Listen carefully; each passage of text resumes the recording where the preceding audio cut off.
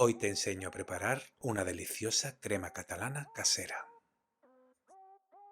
Hola mi gente, hoy traigo para ti este delicioso postre clásico de nuestra gastronomía que es muy sencillo de hacer, pero no por ello es menos delicioso. He probado muchas recetas de crema catalana y tengo que decirte que para mí esta es la definitiva.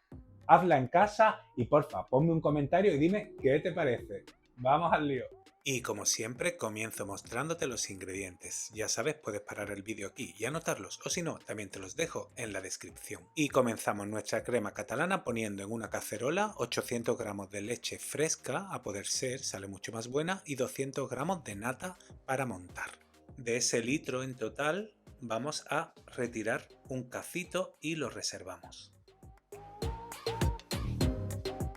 Y al resto de la leche y de la nata le vamos a poner una rama de canela, la piel de un cuarto de limón y la piel de una naranja entera. Y lo ponemos al fuego a calentar.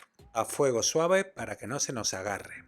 Y una vez rompa a hervir, la tapamos con una tapadera y la retiramos del fuego. Y vamos a dejar la leche y la nata infusionar con los aromas durante 10 minutos. Es súper importante este paso para que luego tenga un sabor espectacular. 10 minutos después vamos a poner en un bowl 8 yemas de huevo. Lleva mucha yema de huevo, pero imagínate luego el sabor que va a tener en comparación con una crema catalana de pote o de polvos. No hay comparación.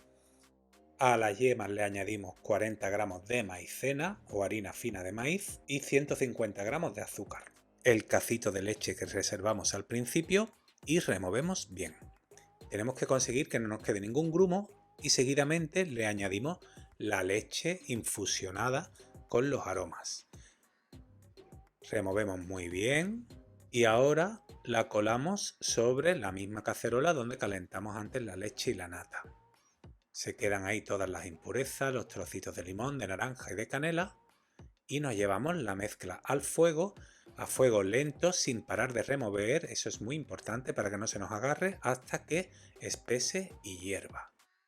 Fíjate qué pinta tiene y una vez que hierva la retiramos del fuego y lo tradicional es presentarla en cazuelitas de barro y si no tienes pues en unos cuencos o unas tacitas. Yo sirvo un par de cucharadas en cada cazuelita y me ha dado para 5 unidades. Buah, tiene una pinta.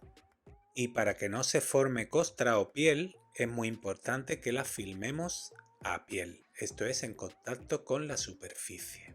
Las vas a dejar enfriar a temperatura ambiente y una vez que estén completamente frías, ponlas en el frigorífico o la nevera durante al menos 2 horas. Una vez pasadas esas 2 horas de nevera ya las podemos tomar. Justo antes de tomarlas o de servirlas es cuando las vamos a caramelizar, porque si no, el caramelo se reblandecerá y lo suyo es que esté crujientito. Espolvoreamos en cada crema una cucharadita de azúcar y seguidamente la quemamos. Tenemos dos opciones, podemos quemarla o con una pala de quemar.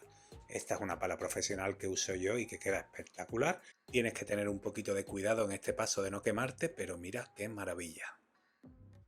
Y la otra opción es igualmente espolvoreas el azúcar y utilizas un soplete de cocina que es mucho más asequible y fácil de encontrar y queda igualmente perfecta. Y ya la tienes lista. Anímate a prepararlas en casa y cuéntame qué te han parecido. Ya verás qué delicia. No tienen nada que ver con lo que encontramos en los supermercados o en los restaurantes. Escríbeme un comentario cuando la hagas. Ya verás qué locura de crema. Y nada más, ya solamente me queda agradecerte una vez más que hayas elegido mi receta. Y ya sabes, si quieres que siga subiendo cosas tan bonitas y tan ricas como esta, porfa, suscríbete a mi canal. Un besote.